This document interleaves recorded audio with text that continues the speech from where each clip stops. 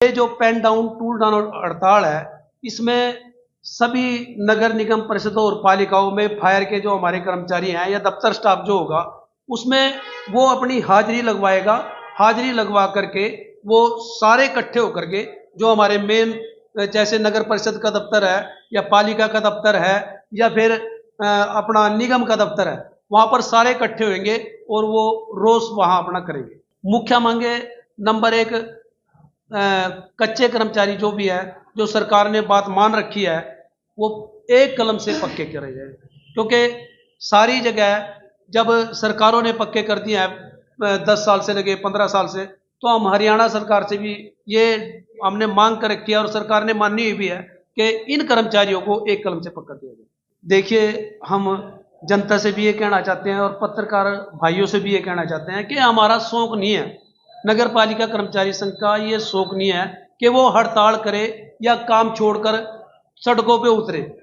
सरकार बार बार बातचीत पे बुलाती है और टेबल पे बैठ करके ये मानती है कि आपकी मांगे जायज हैं, इनको हम जल्द से हल करेंगे, और पत्र भी निकालती है, जो मीटिंग की प्रोसीडिंग है वो भी निकालती है। निकाल करके सरकार जब हड़ताल होती है उस टाइम तो थोड़ा दिखाती है अभी हम करेंगे, पर जैसे ही हड़ताल समाप्त होती है फिर वो ठंडे बस्ते में डाल देती है। 14 और 15 की जो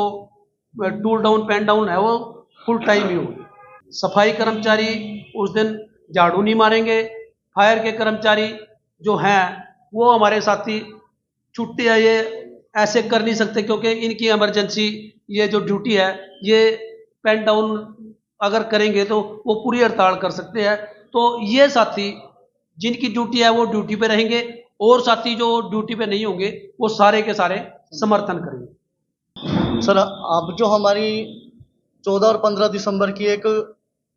टूल डाउन पेन डाउन हड़ताल होने के लिए जा रही है, ये हमें मजबूरन ही करनी पड़ रही है। हमारी सरकार से 2 बार बातचीत हो चुकी है, 2022 में भी 29 अक्टूबर को और 5 अप्रैल को 2023 के अंदर भी। उसमें सरकार ने हमारे सभी समझौतों पर बातचीत की थी, लेकिन उन्होंने हमारे लेटर भी जारी कर दिए थे। लेकिन उन लेटर को लेकर के हमारे जो उच्च अधिकारी हैं, यहाँ पे जो हरियाणा सरकार के अंदर नुमाइंदे बैठे हैं, वो बोलते हैं कि हमारे पास लेटर तो आ चुका है, लेकिन ऊपर से कोई परमिशन आनी है कुछ अलग तरीके से की,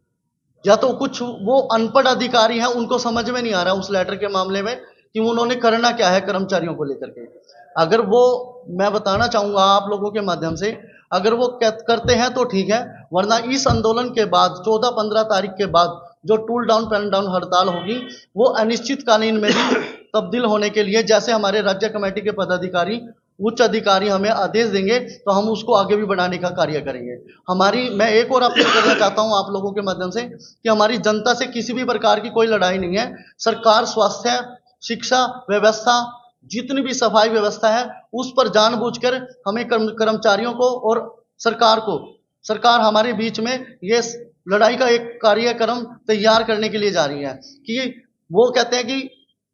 ये कर्मचारी काम ही नहीं करते हैं, जबकि हम कोरोना काल में भी काम करते हैं, डेंगू में भी काम करते हैं, किसी भी कोई भी मंत्री अधिकारी आ जाते हैं, झंडे लगाने का काम करते हैं, चूना गिरने का काम करते हैं, कूड़ा उठाने का काम करते हैं, गंदगी को साफ करने का